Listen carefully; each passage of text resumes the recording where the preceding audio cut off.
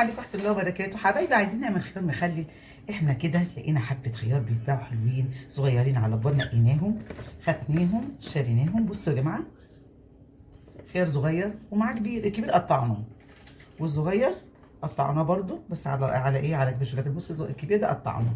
هنعمل ايه؟ معانا بطرمان كان مطرحه مخلل، يا دوبك شطفته منه من المخلل. وهنحط ايه؟ وهنحط الكلام ده لغايه كده اوكي، لغايه كده اوكي. معانا جزرتين مبشورين، نسمي الله ونصلي على الرسول ونحطهم اهو كويس كده اهو. معانا فلفل متقطع قطع اهو، مغسول ومتقطع.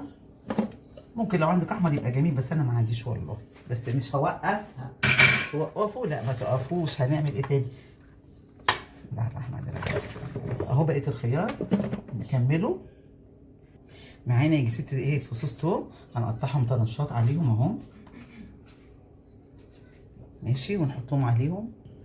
معانا بقى ما شاء الله نقول اهو مسخنين ميه بتغلي، حطيناها في الكاتل غليت. ومعانا بسم الله الرحمن الرحيم ملح يجي 8 معالق اهم، عشان دول 2 كيلو خيار. ادي 1 2 3 4 5 6 7 7 مش اشكال، هنحط التاني اوكي. 8 معالق كفايه 7. لما نبص على البايه ونشوفها لو الحداق حلو خلاص. ومعانا معلقه سكر كبيره اهي، دي كماده حافظه خليكم عارفين. ومعانا ربع خل، ربع كوبايه خل اهي، ربع كوبايه خل. ومعانا ايه تاني؟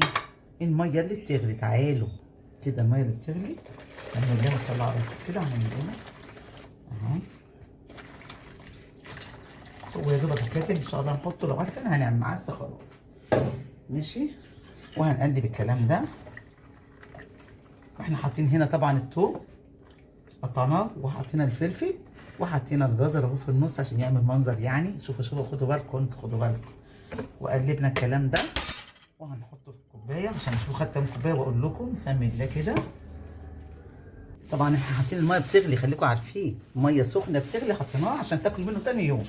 وهنحط بقى احنا كده عملناه، هنحط بقى ايه؟ نص معلقه هريسه حمراء. عايزين تحطوها ده اختياري، مش عايزين تحطوها ما تحطوهاش. نص معلقه. انا بعد ما كنت احط معلقه لقيته حرق من الفلفل اللي انا حطيته. امال لما احط بقى هريسه يحصل لي ايه؟ فرحت حاطه نص معلقه. وهنغطي الكلام ده، وتاني يوم ان شاء الله تفتحوا عليه وهتلاقوه جميل. وهنشوف سوا ايه رايكم مع اكلات مليونين. ولايك وشير اكتبوا عليه، هو هيبقى زي الفل وهيبقى جميل. اللي عايز يعمل خيار دول 2 كيلو، اللي عايز يعمل كيلو واحد بس، الكيلو عليه 4 معالق ملح وحسب الرغبه برده.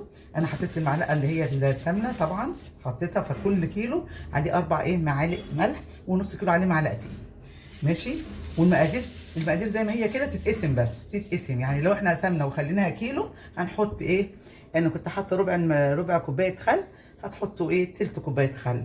وهتحطوا 3 4 فصوص توم. انا حاطه 6 7 فصوص، انتوا حطوا 3 او 4 على الكيلو. لكن ده دلوقتي 2 كيلو، والمقادير بتاعت ال 2 كيلو هو ده.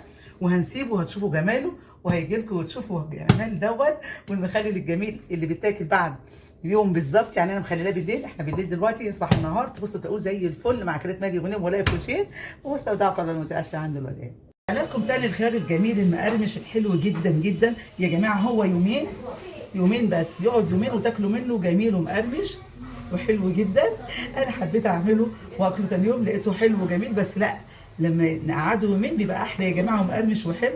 واقول لكم ايه، ادوقه لكم يعني ولا لا؟ اهو مقرمش وجميل مع اكلات ماجي غنيم. تيجوا ندخل على قناتي اكلات ماجي غنيم على اليوتيوب نشوفه معمول ازاي. تعالوا نشوفه معمول ازاي.